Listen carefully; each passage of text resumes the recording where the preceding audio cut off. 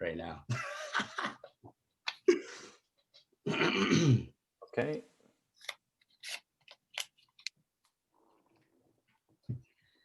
Let's see some people popping in now. Yeah. Quickly. Hi, everybody, as you're coming in.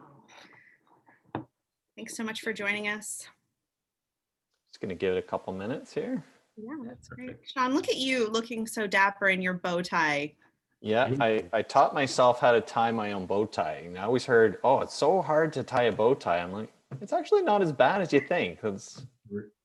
Get good at it, I think. Yeah, it looks really good. I would have thought they were all clip-ons or something. This is a legit tied bow tie. Very impressive. Thank you very much. You can't dress up in your own office at home. Where can you dress up, right?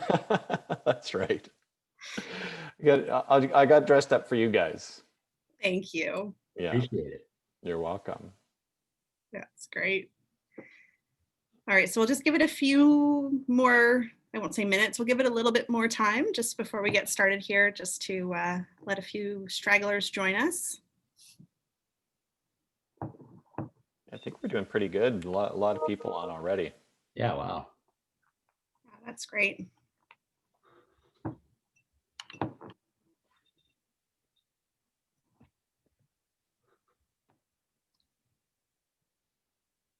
Just watching the numbers go up here. Like, before we said, oh, if we get this many on in like the first minute, let's start. And we're way beyond that number. Yeah. Oh, it's true.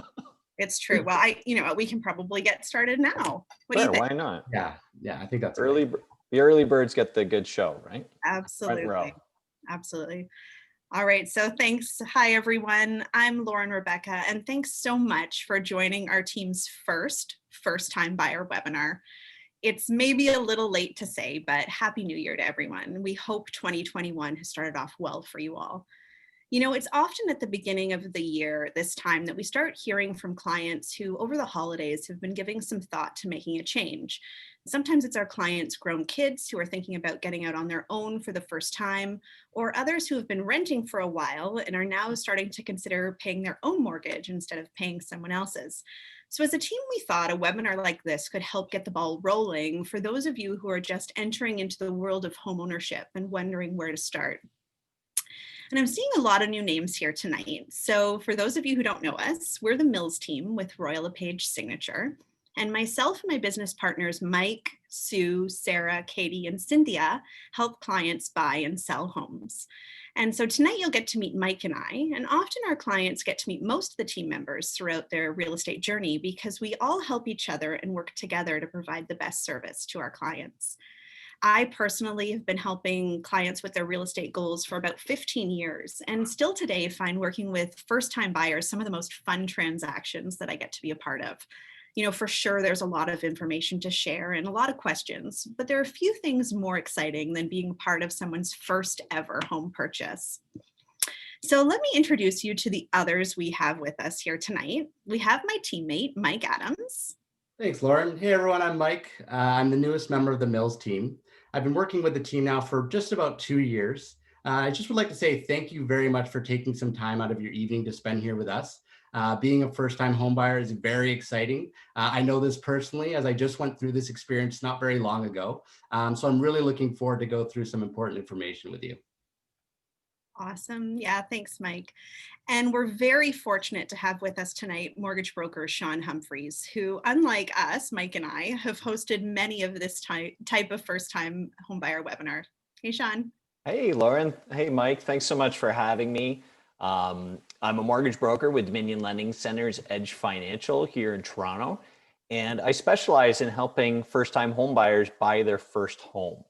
And if you don't know what a mortgage broker does, the way I like to explain it is it's kind of like a free dating service for mortgages, meaning that I kind of play matchmaker between people who need mortgages and those lenders that offer them.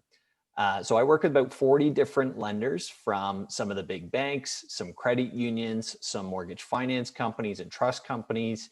And basically, I help people get the right mortgage. So from hundreds of different financing strategies.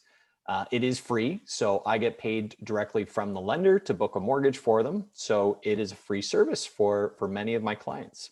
And I'm looking forward to this really exciting webinar that we've got planned today. Awesome. Thanks, Sean. So here we go. Let's jump right into it. As first-time buyers, we're sure you've asked yourself, where do I start? And we totally know buying a property for the first time can feel overwhelming, but we're here to help guide you through the process every step of the way. So tonight, our goal is to give you some initial information to help answer these questions. What can I afford? Is now a good time to buy? What do I want? What do I need to be ready to buy? And how do we, as the Mills team and Sean, help you? And we'll plan on being about an hour for tonight's webinar. And at the end, we'll have some time for questions. So feel free to type those into the Q&A as we go along if you think of anything, and we'll circle back to them at the end. All right, so we're going to kick things off with a fun poll just so we can get a sense of who we have with us on the call tonight. So Sean's setting up a pop-up on your screen now. And if you want to take a few seconds to answer these simple questions, that would be great. And the questions are you a first-time buyer? What type of property would you like to buy? And there's a couple of options to choose from. And then ideally, when would you be buying a home? And if you don't know, just, you can pick anything. It's just for fun. We'll just see, give it a few. As expected, a lot of first-time home buyers on a first-time home buyer webinar, which is great. Yeah, that makes sense. Mix of lots of people want a house, a mix between condo and townhouse. Nice. You know, the timelines are all over the map right here, I'm seeing. Yeah, for sure. And some people might not know that exactly, but exactly. That's great. Yeah. Well, we'll keep that all in mind. We assumed we were going to have a lot of first-time home buyers, so that's perfect. Okay. So that's been a minute there, Lauren. I'll end it there, okay? That sounds great. So Sean, why don't you get us started on this first question, and definitely the biggest piece of the home buying equation. What can I afford? Yeah, I think there's obviously a really, most people are interested, okay, I want to buy something. I don't want to live in my parents' basement, or I don't want to rent a condo anymore. How much is it that I really can afford? And there's a ton of different information out there on the internet from, some of it might be outdated, some of it might not be right at all. So I've got a few different rules of thumb that I like to go through. Now, I use a calculator when I'm talking to somebody, but just in terms of the process of this, you might be able to kind of place yourself on what type of property you might be able to afford. So the first one I like to go over is, roughly how much mortgage you'd be able to afford. And I take, so the gross household income and multiply it by 5 is roughly the mortgage that you might be able to get qualified for. Now, if you add your down payment to the mix, then it's roughly how much somebody could purchase. So gross income times 5 plus a down payment is going to be roughly your purchase price. Now, one way to increase that amount is to get a bigger down payment. So if you had more than 20% down, we'd be able to help you to pay off the mortgage over a longer period of time. And we might be looking like something like income times 6. Now, obviously not a rule of thumb. This is a rule of thumb. This is not a quote. So I don't want everybody to think, okay, Sean told me this, because there are some caveats to this. And I'm going to do a couple of rules of thumb for those right now.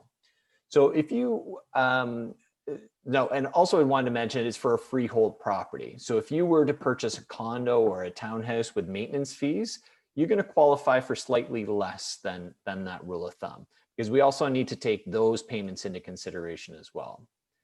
For my second rule of thumb is that for every $400 per month in debt commitments, it's roughly the equivalent of about $100,000 in mortgage that you wouldn't be able to qualify for. I actually was speaking to somebody just this afternoon, and he had, a young guy, made really good money, had a good job downtown, or was downtown, and he had, but he had gone out and bought himself a really nice car, and he had financed it for somewhere around $800 per month. And unfortunately, it was the difference between him being able to purchase a home and, just driving around a nice car. Now, that being said, a modest down payment, a modest payment, of a car payment or student debts can fit within our maximum ratios. So it's not that you can't have any debt, you just can't have more than, you can't have a lot of debt. Now, the more money you make, the more debts you're able to have. So that's a rule of thumb there, but there is a point where every $400 per month ends up being $100,000 less in mortgage, which is heartbreaking, really, when it happens for people. The other one is the amount of debt that you have. So if you had $13,000 in debt, or you have, obviously you can have some debt, but there's a point where every $13,000 in debt is the equivalent of $100,000 less mortgage amount. So it sometimes makes sense. I have a client where we're going through, okay, they've got this much debt. Let's put down a smaller down payment and actually pay off some of that more expensive debt through the credit cards and lines of credit. And they ended up, that made sense for them. So taking a look at that as well. So I hope that one made sense. We have a question of income times 5. Is that a down payment, or is that before commissions or after commissions? So commission, so that's salary when I'm talking about those numbers.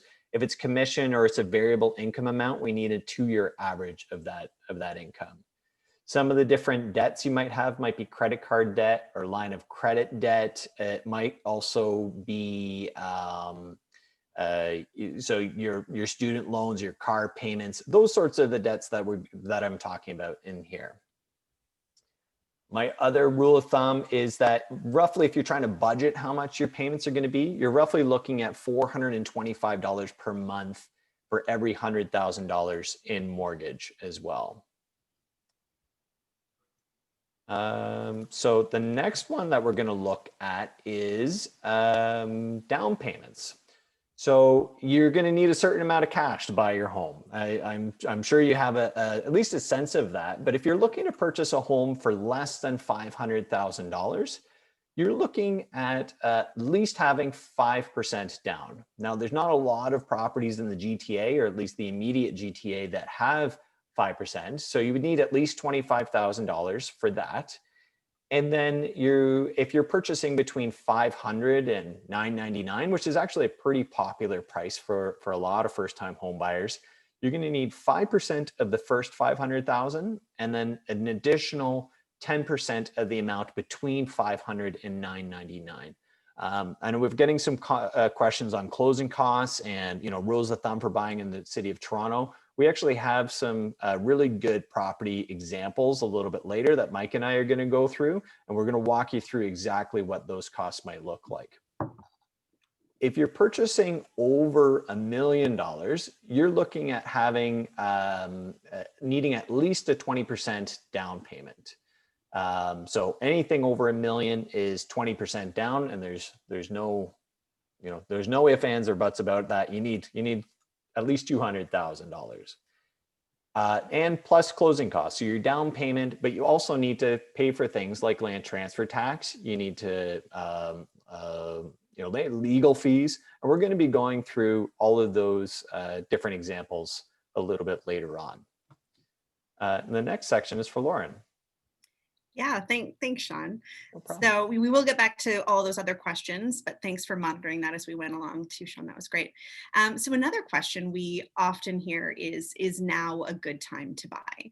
And the answer to this question is really 2 parts. The first part has to do with your personal situation in terms of timing, job security, and savings for your down payment.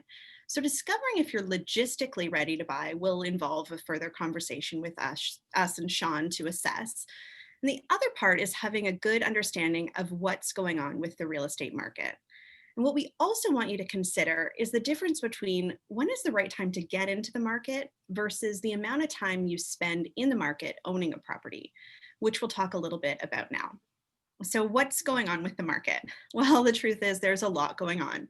There are many micro markets depending on location and the type of property.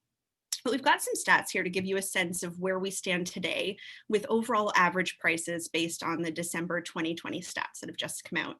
And so what we saw in 2020 were really two extremes. Houses and condos throughout COVID have been doing completely different things. We should just say that 2020, I mean, it goes without saying, was a nutty year all around. And back in March, when the pandemic really started, as a team, we wondered, will anyone buy another home for the rest of the year? We truly had no idea. Well, in fact, 2020 turned out to be a huge year for real estate sales, and there were about 95,000 in total reported, so way more than anyone would have predicted. But there were a couple of completely different things going on. So you can see here, the average condo price pre-COVID back in February 2020 was about 666,000, where today that condo is about 600,000. That's an average depreciation of about 10%. So condos have come down that much over COVID. And prices came down because inventory of available properties rose so dramatically. And then the demand for condos, and primarily the downtown condos, decreased so much at the same time.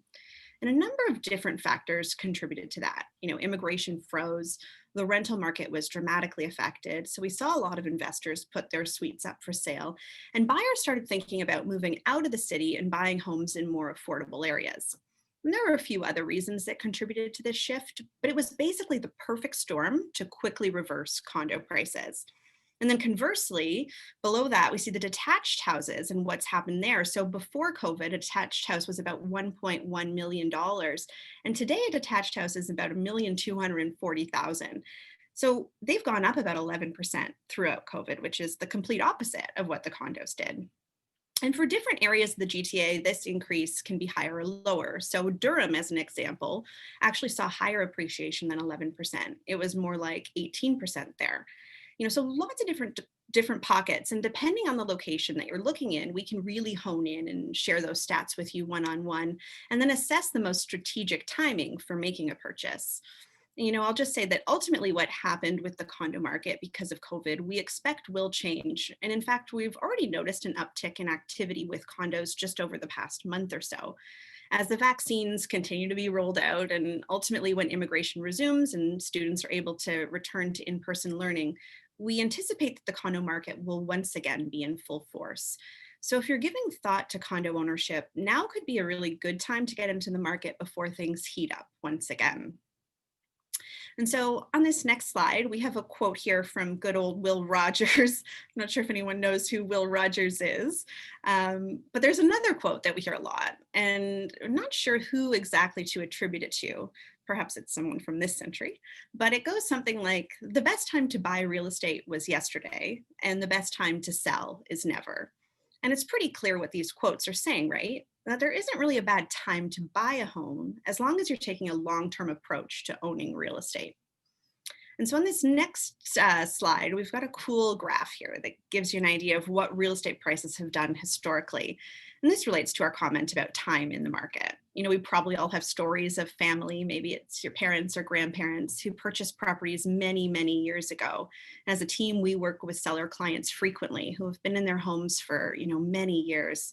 And maybe like 40 years. And these folks, in some cases, purchased their properties for like $50,000 so long ago. Or perhaps it's your parents who maybe purchased for like $300,000. And now these properties today are selling for million plus prices. These are amazing, life-changing stories that come with long-term home ownership. And so what you'll see with this graph is the average price appreciation or depreciation, as can sometimes be the case, that happened in the GTA every year over the past 30 years. And you see on the far left of the graph is a large spike in price appreciation, followed immediately by a correction that happened from the mid 80s to mid 90s. A lot of people on this call probably weren't even born then. And then the most recent is on the far right of the graph, which was a much shorter correction that happened in 2017. And that was when the Liberal government implemented its Fair Housing Plan, which most people think of as the foreign buyers tax. And over these 30 years, the average price appreciation has been a little over 6.7% every year. And so we show you this graph to illustrate that your timing for buying is actually less important than how long you hold on to your property. Of course, no one likes to be the person who bought at the peak right before a correction. We totally get that. But it's nearly impossible to time the market. And some things are unexpected, like COVID, for instance. And undeniably, there will always be volatility in the market and there will be ups and downs. But by holding onto real estate long term, you ride out all of those bumps. And so on this next slide, obviously nothing moves in a straight line, but if we were to use the same price appreciation, do you want to just flip it to the next one, Sean? Thank you. And we use that same 6.7% appreciation and applied that to the average prices that we just talked about for condos and for detached houses in the GTA. You can see the potential growth in, say, another 10 or 20 years. These are some wild numbers to even think about. But at this appreciation level, prices are basically doubling every 10 years. So, for a condo, we're looking at like $1 million growing to $2 million for the average condo, or $2 million growing to $4 million for the average detached house. And we can be a bit more conservative on the appreciation if we want. So on this next slide, if we use 4% instead of 6.7, or an ultra conservative 2%, which is unlikely, but still a positive long-term story. And what's even cooler too is that as the properties are appreciating, you're paying down your mortgage. So it's like a forced savings plan for you. And so we should also mention the current exceptionally low interest rates, which are really a driving factor in the market at the moment. Right, Sean? Yeah, we hear it's amazing, like in the last year and a half, 2 years, how much interest rates have dropped. I went back and looked at my interest rate charts from 2 years ago, and we were in the high 3% at that time, if you can believe that, Lauren. Like, I'm sure you remember, but it was such a different world at that time. We were thinking interest rates maybe will go up into the 4.5% range. That's where our minds were thinking at that time. Now they've obviously dropped quite a bit, but the difference between a 3% mortgage that you might have got last year at some time and a 2% mortgage is about, on a $500,000 mortgage, is the difference between about $600 less in interest. So real money in your pocket. Now you can see when I bought my house was back in 2007, and I think you've got me beat for this, Lauren, but when I got it, I was at 5.25%, and I thought I got a great deal at that time back in 2007. I also thought I bought at the top of the market in 2007 as well. What did you say yours was? Yeah, I think my first house was at least 8%. It may have been more, which that was many, many years ago. But yeah, it was. Yeah, thanks. That's great. No, thanks, Sean. Okay, so I think, yes, now we're going to check in with Mike, and he's going to help answer this question. What do I want? Yeah, thanks, Lauren. So when you're thinking about your first home, like Lauren had mentioned, it can feel very overwhelming, as there are quite a few factors that go into this process. But that's where we step in. Our goal is to give you the most sound advice and to make this as stress-free as possible. So to make things a little bit more manageable, I'm going to go over a few of the main factors, starting with the larger topics and then getting into the finer details later on. So if we can just go to the next slide, Sean. Great. So when determining ultimately what will be the right property for you, it's going to be a combination of three things: price, location, and space plus features. These factors go hand in hand, and the key is really to try to find a balance between all three. So let's get started with the most important factor, which would be price. Before anything, you absolutely need to know what you can afford. What you can afford will ultimately dictate where you are able to live, which would be your location, and what style of property you're able to attain, which would be your space and features. This is why getting pre-approved is very important and should always be your first step before we start any sort of initial search. Once we understand what you can afford, that's really where the fun begins. The second factor would be your location. And you always hear everyone say location, location, location. And there's a reason for that. Like Lauren has mentioned, there are many micro markets in the GTA. For example, detached home prices in Toronto are more expensive than that in detached homes in Durham. When setting up a search, we start with a broad area and work with you to narrow it down in a location that could work for you and also matches your criteria. And lastly, we have space and features. Homes come in all different shapes and sizes. Those shapes and sizes and finishes all add to the overall value of the property. Custom built homes, handyman specials, as we like to call them, and properties somewhere in the middle are all appropriately priced in the market. So next, we'll look at what kind of property you're interested in. And there are really two types of properties that you can purchase. One would be a condo and the other would be a house. Um, for when you're looking at condos, there's really two types as well. So there could be a condo townhouse and condo apartments. Now, some factors when looking at condo apartments would be, your parking spots, how many bedrooms and bathrooms, a balcony preference, like do you need a balcony? What amenities would you prefer? A 24-hour concierge or perhaps a nice gym? And then some factors for houses would be, your home preference. Is it a detached house, a semi-detached, a townhouse? How many bedrooms and bathrooms? A particular lot size, type of driveway, one or two car garage. And it could even be a basement. So perhaps a finished basement, or maybe a separate entrance for a potential income property later on. So from there, we narrow it down further and we try to distinguish your wish list from your needs.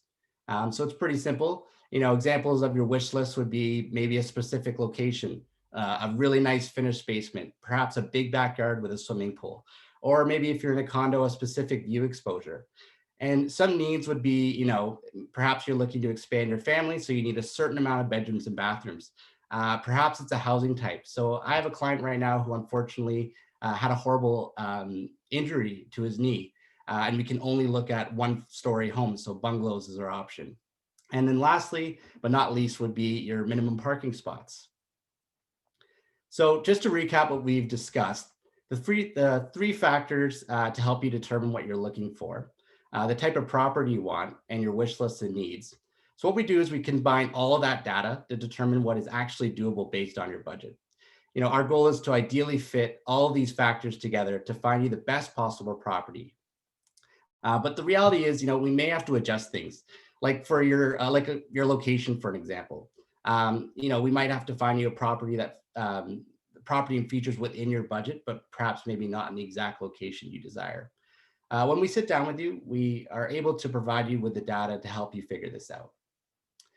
So next, we're just going to go through 3 property examples of home that our team has recently sold. Each property, we're going to highlight the location, the features, and the budget. And then Sean will walk through the actual cost to purchase the property as well as the carrying costs. So the first property we have here is 101 Tremont Street. This is a lovely 3-bedroom, 3-bathroom townhouse in Whitby, specifically Brooklyn. Now, this is a perfect example of a property that's in a very hot micro market. Brooklyn is a very desirable place to live in Whitby. So Sean, if you can just break down now what would be the cost to afford this property, that'd be awesome. Absolutely. Thanks, Mike.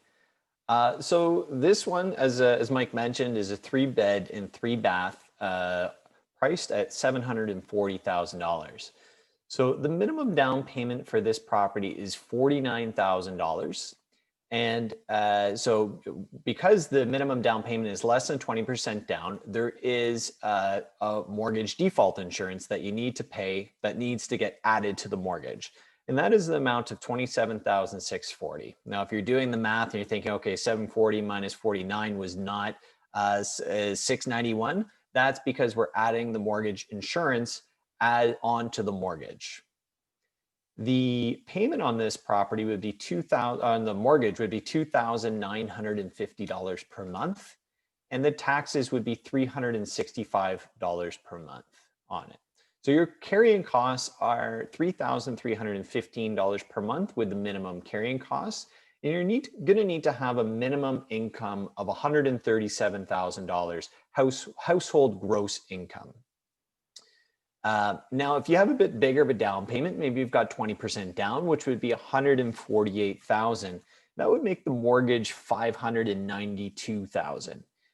There is no mortgage default insurance, so that is a zero. And the payment on this would be much less. It'd be $2,100.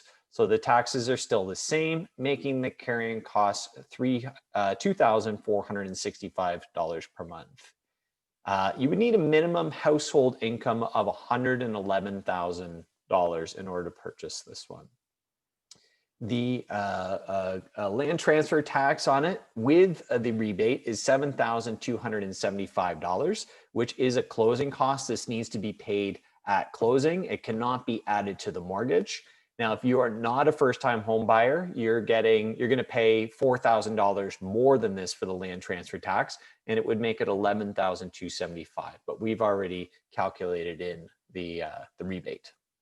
Perfect. Thanks, Sean. So next we have 15 Merchants Wharf.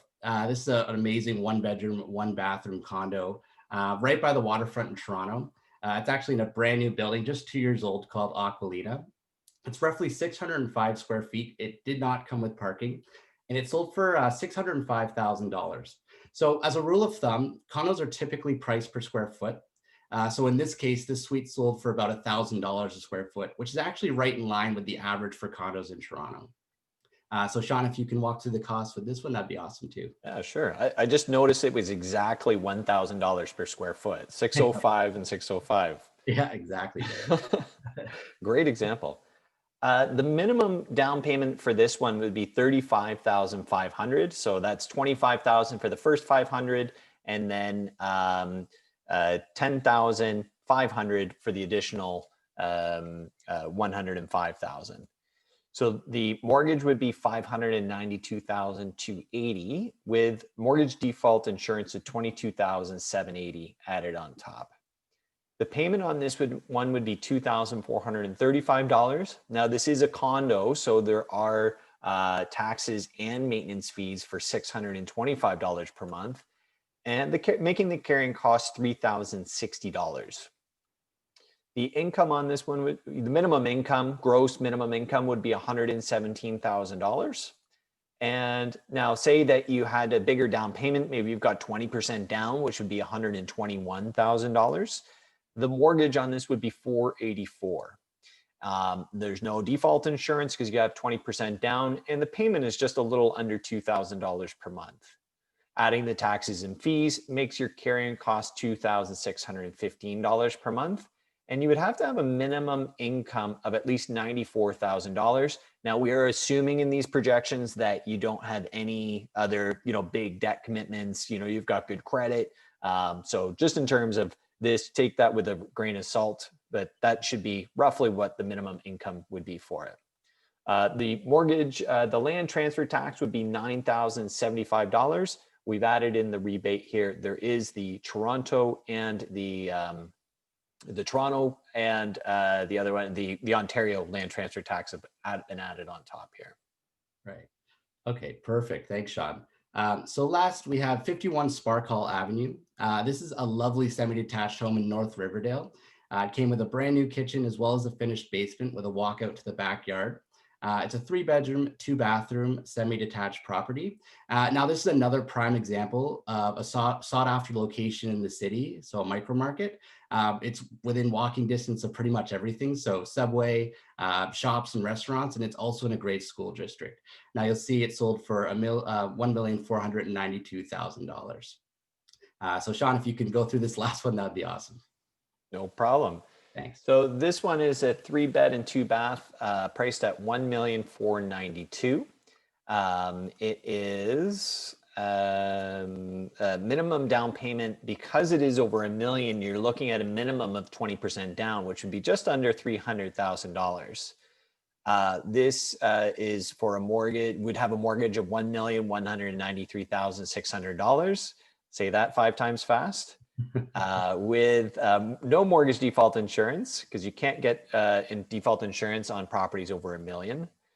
The payment on this one would be $4,250 per month, and the taxes would be $515 per month, making the carrying cost $4,765 per month.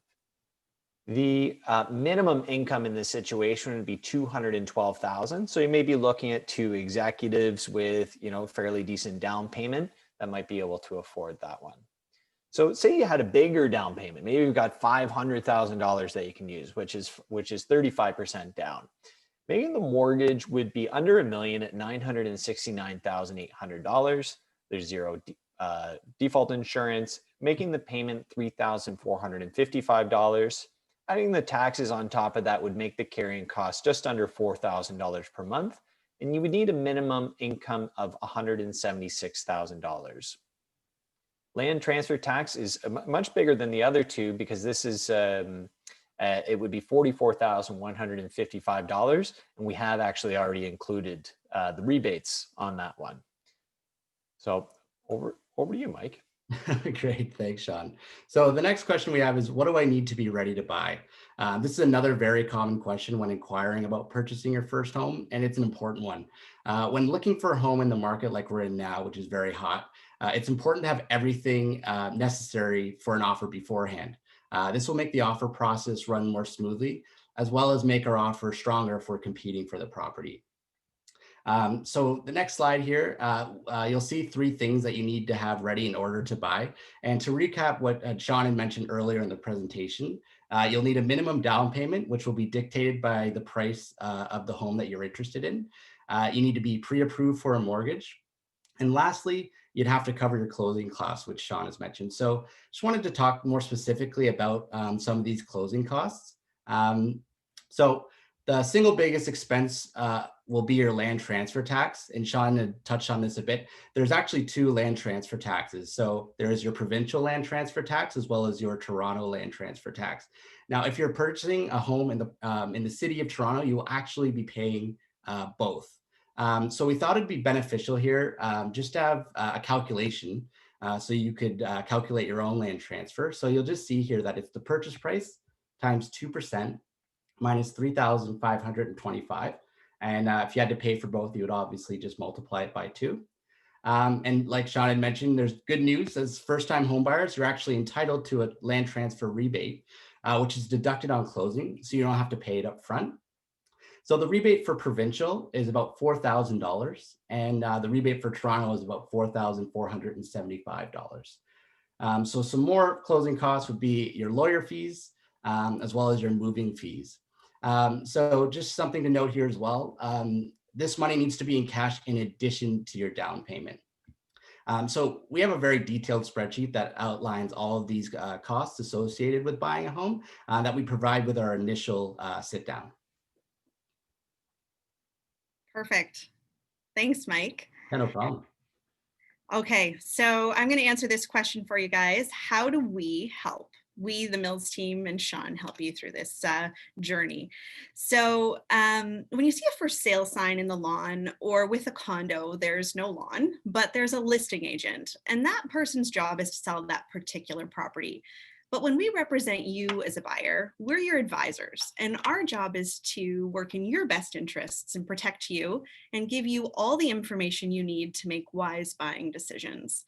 So we prepare you with everything you need to be ready to buy. We give you our advice and all the information that we have, share our market knowledge, research the property and its pricing, and ultimately help you negotiate the best deal. And as a team, it's always our goal to be your realtors for life. So on your first purchase or on any purchase, we want to make sure that you buy well, you make a good choice, and down the road, if it makes sense for you to sell or buy something else, we want to be there for that too. And so as we go through the searching process, some of the things we talk with you and bring up are, is the property priced fairly? What factors influence value? Is this a good investment? How can you add value to the property yourself? What's the neighborhood like? What considerations are there for future resale? With a condo, if you're buying a condo, what's the view like? And could that view possibly change? Where's the suite located within a building? And are there pros and cons to that? And then there's the whole financial piece to buying a condo. So there's lots of points to think about that contribute to making smart purchases. And as an example of just how we bring some of these considerations to light with our clients, I'll share with you a quick story.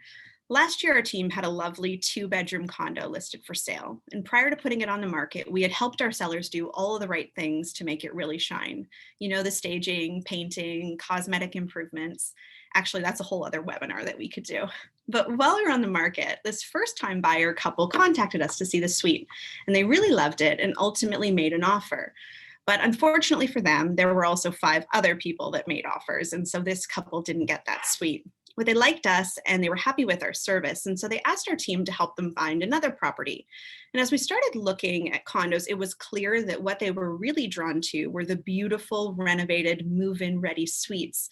But it was also clear that their budget wasn't going to allow for everything on their wish list. Basically what Mike was talking about earlier. So one day I showed them a condo that had been sitting on the market for a while in a neighborhood that they had never considered before. And it was tenanted. It had really bad photography, so it wasn't appealing to look at online. And in person, it wasn't any better. It was a mess, it was run down, and it needed some TLC. But it was virtually the same suite as the one our team had previously sold that they didn't get. And so we talked about what work the suite truly needed and how they could easily make some smart cosmetic changes and what it would cost to do those things. And we also talked about why this neighborhood was still up and coming, but had fabulous potential. And so the best part of this story is that they bought that suite. They didn't have to compete with any other buyers for it. And they purchased it for about $250,000 less than the suite our team had sold that they initially bid on. Now, granted, it was a different location and not exactly the same, but even still, we could clearly point to sales that would have justified a value of at least 100,000 more with some smart changes. And so once they owned the suite, they had it painted, they had new flooring installed, and they did a few other cosmetic improvements that totally transformed the space and instantly added so much value. And those guys are awesome. They love their neighborhood and their condo so much. And they know that one day, if they do sell, they're going to be in a great position. You know, our team could share dozens of stories like this where buyers have made such smart purchases. And for us, it's exciting to guide clients through that journey and to share our thoughts and advice along the way. But ultimately, it's these buyers who are making these awesome decisions and becoming superstar homeowners, which is so fabulous for them. And so when the time is right, we would love to help you make the leap into home ownership too. So from here, some next steps would be for us to have an individual call to discuss your personal situation and dive a little bit deeper into the process. And then Sean would also have a call and guide you through the mortgage pre-approval steps, which will determine your budget. And so that's our email address is at the bottom of these slides. And if you Instagram or Facebook, you can find us at the Mills team, and feel free to reach out to us at any time. So I think we do have some time now for questions because we're at 7:42. So we've left a little bit of time. And I don't know, Sean, if you've been monitoring this as we went along, but I can see here, George is asking for commentary on the closing costs. So I think we've answered that. But George, if you need any further clarification, just let us know. We can come back to that. Yeah, I think we did. I had one question about a rule of thumb changing from Toronto to other places. It doesn't, I mean, it is a rule of thumb, but it doesn't change based on your location. The things that could change are the amount of land transfer tax you might pay, as well as obviously the price you might pay. If there's other, Megan asked, is your down payment considered in a pre-approval? So yeah, as part of the process, we would go through and, you know, one of the first questions I want to know is, you know, have you saved for a down payment? Do you have access to that money? Do you have access to the closing costs? And so making sure that you've got that money really is the first step, or at least a plan on how you might be able to save the, you know, the required amount. So for sure it is considered in that process. We do a lot of that type of work. Lauren, did you? I see another one for Sean. What is the threshold of take-home pay you would not exceed towards paying a mortgage? So we don't. So we actually look at the gross amount, the gross pay, and we factor in our ratios. We factor in that you're going to be paying tax. So we actually look at the gross amount rather than what your take-home is. So taxes are already assumed. You know, we're all paying it, so that's assumed in the process. Okay, great. So Stacy asks, what are some up and coming neighborhoods in Toronto? So Stacy, there's the neighborhood that I was talking about in the story that I shared was West Queen West, which is basically a Dufferin. And it's, you know, it's a pretty hot neighborhood now, but they were just a little bit further west than that. So, you know, I think it depends on what your comfort level is. I still think that Regent Park has a long way to go in terms of where it could be years from now. But, you know, people have kind of a negative thought in their head about Regent Park still to this day. But I think it's getting better as we go along. There's I think those are the ones that you want to go for, though, in my opinion. When I bought in 2007, I bought in Riverdale, which sounds great now, right? But I told my grandfather, I said, Papa, I bought a house. I bought a house in Riverdale. And he grew up on the other side of the river. And he said, Riverdale? Why would you buy a house in Riverdale? Because at one point it was not a nice place. There was lots of factories, and it had a very negative connotation. So it is. I think it is those places that maybe not everybody's in love with, that are the the hot spots to maybe look at.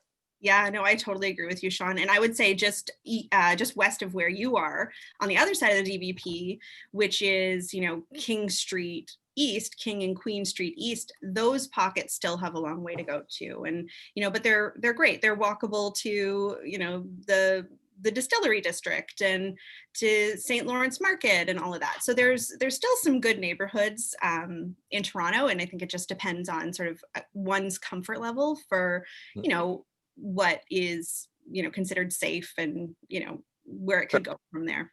Yeah, Absolutely. Do you see any others here, Sean? There's another one here in the chat about having as big of a down payment as possible before buying versus having a smaller down payment and investing that income to offset your higher monthly mortgage payment. So in terms of that, like having saving for a big having a bigger down payment, it makes sense to a point. But if you can take that money and you have an opportunity to invest it in, something else that's going to get you a higher return than say 2%, then maybe that's a good idea. But that's on a really personal investment type of thing. So I don't think that there's any blanket advice that I'd feel comfortable telling people about. Right. Absolutely. What's an example of debt, like a car loan or school loan? I assume so. Yeah. So any sort of debt commitments that you might have, a debt commitment might be child support, or a debt commitment, car loan or line of, say you've bought some furniture on credit at Leon's or something like that. That would be somewhere where you would have a payment month to month that you would have to pay. That's going to appear on your credit report. We're going to need to make sure that we're calculating that as a payment that you need to make in addition to your mortgage. So that may lower the amount that you would be able to borrow. But I find that a lot of first-time home buyers don't have a ton of other debt commitments, maybe a car, maybe a student loan. But if they're typically been getting ready to buy, they've got it in their mind that I don't want to have any debt. So I don't find that it's as much of an issue, but car payment, student loan sometimes gets in there. Right. I'm seeing a question here from Alex. Are the projections from appreciation slides encapsulating homes throughout the entire GTA or within the city? Or is there a similar chart reflecting detached city homes that would be great? So Alex, the average prices that I gave were the entire GTA as a whole. And specifically within the city, there are different, I know for a fact that the detached houses in the city are about 8% appreciation compared to the overall 11%, but that kind of makes sense because you've got Durham, which did like 18. So something has to be lower than that. I can certainly provide you with something more specific to the city. Absolutely. We have all of those stats. If you, I was going to say you can go on our Instagram, but I think those are all GTA too. So we can give you the very specific statistics for the city. We'll make a note of that and we'll send those to you. Absolutely. And along those lines, Stacy asks, did condo townhouses also decrease in price this year? Yes, they did. They did. It's about 10% as well. Yeah. Where else? I've got a few others here. Yeah. Okay, do you want to go to how can parents help? Sure.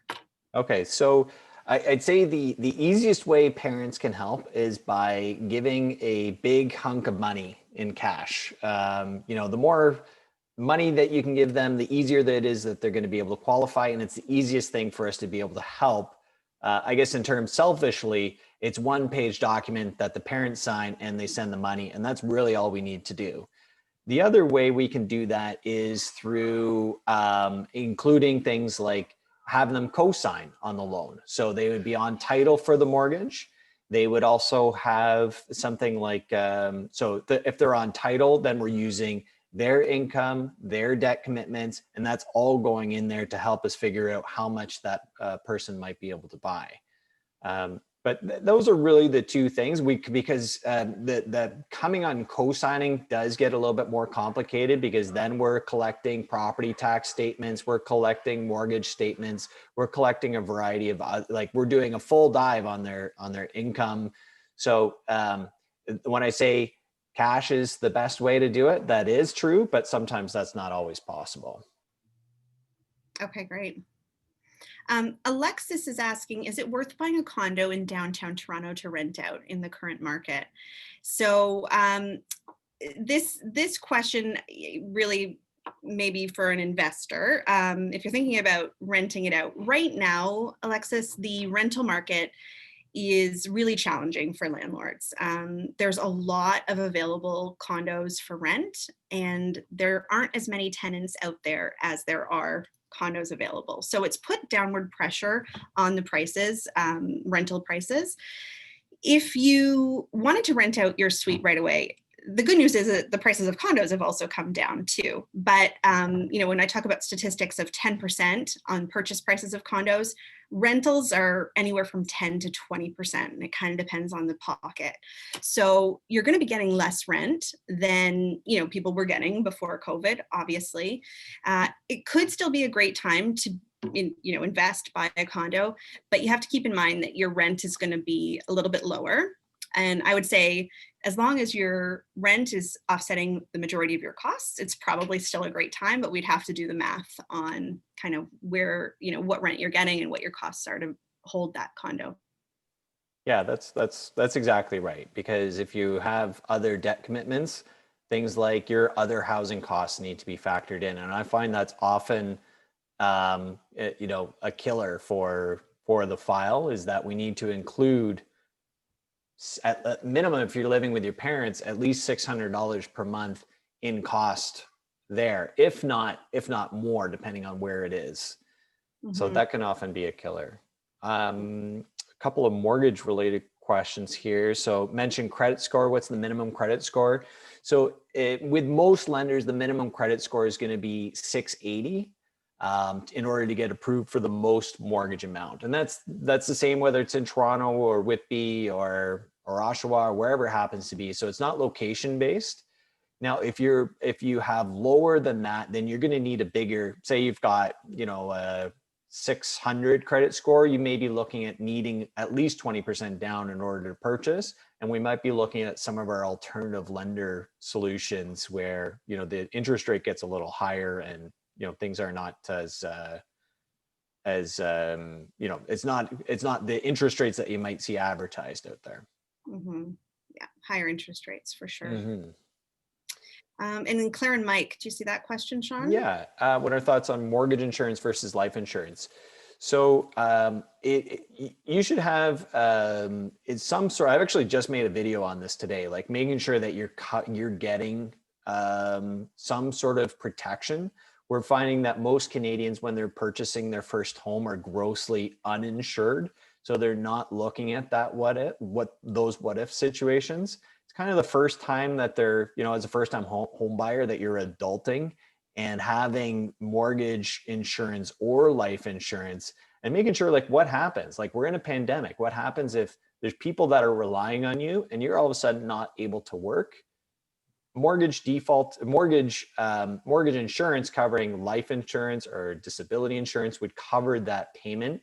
And I really recommend it to make sure, if there is people, relying on you, that you have that in place. Right, exactly. Okay, and then Stacy, what do you think the condo, townhouse, and housing market will look like summer, fall 2021 after COVID? Okay, first of all, fingers crossed that summer, fall 2021 is after COVID. we can all hope for that.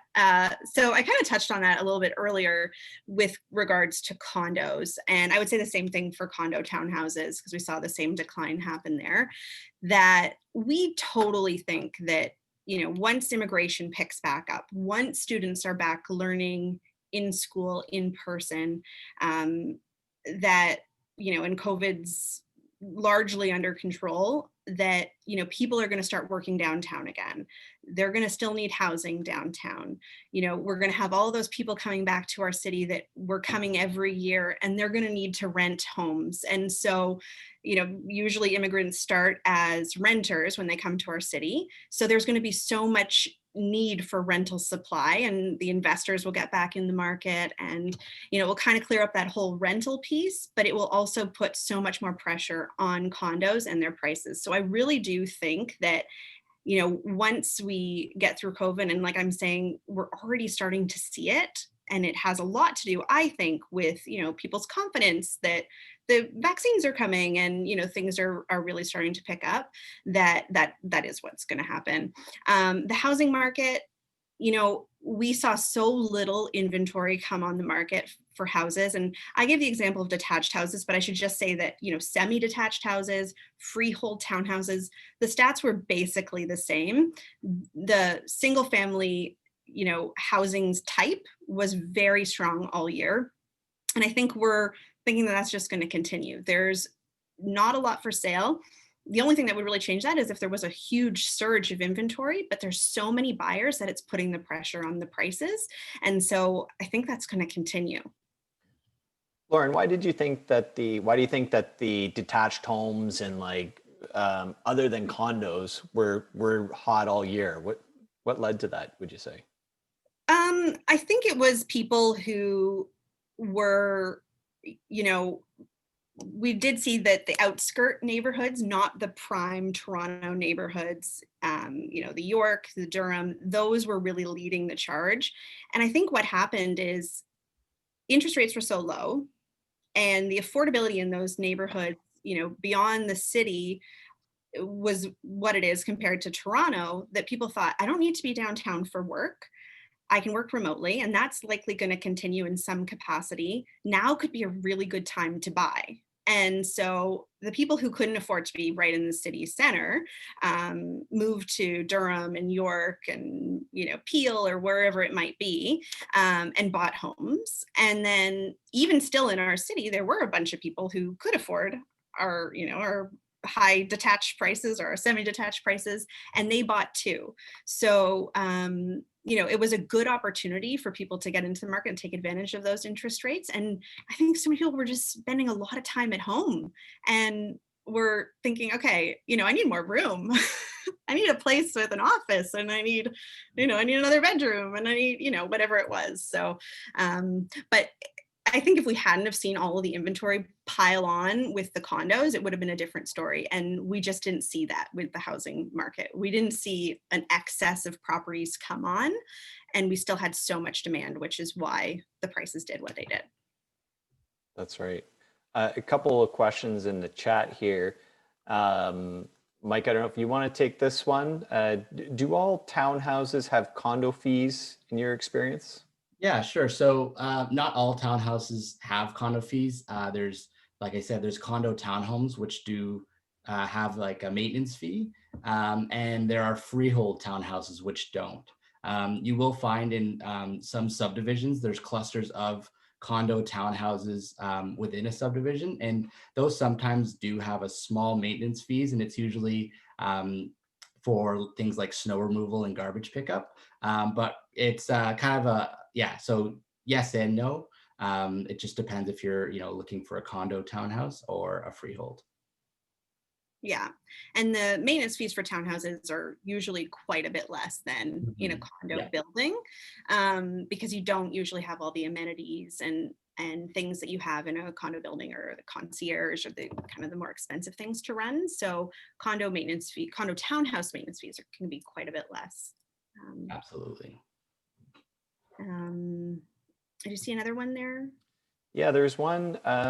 Do you have flat rate agent fees? I'm not sure what that means. Yeah, not sure either, Corey. If you're asking, I mean, you may be asking what we charge, and the answer to that is we actually, when we represent buyers, we don't charge buyers anything. We get paid through the seller. So our service is basically no charge, kind of like what Sean was saying his service is to you. And if you're talking about on the selling side, then we can talk about that separately for sure. But I think you're probably talking about how we get paid for helping buyers. And so you don't have to factor any of that in when you're a buyer, because we get paid through the seller. So, well, look at that. It's 8 o'clock. On the dot. On the dot, and I actually don't see any other questions, but if anybody thinks of anything, you can certainly email us, reach out, call, however you'd like to be in touch. We would be happy to answer those questions for you at any time. And I just say thank you guys so much for joining our first webinar, or not our first webinar, our first time buyer webinar. This has been really fun, and thanks for all the questions too. That was great. Yeah, thanks for having me. That was a lot of fun. And I think you guys will be following up with everybody after as well. So if there's any other questions you think of, as you're like, oh, I should have asked this, I'm sure you'll get another opportunity really soon. Yeah, for sure. Absolutely. Awesome. Should we end it there? Yeah, that's great. Thanks, everybody. Yeah, thanks. Okay. Appreciate it. Thanks a lot. And I'll figure out how to turn this off now.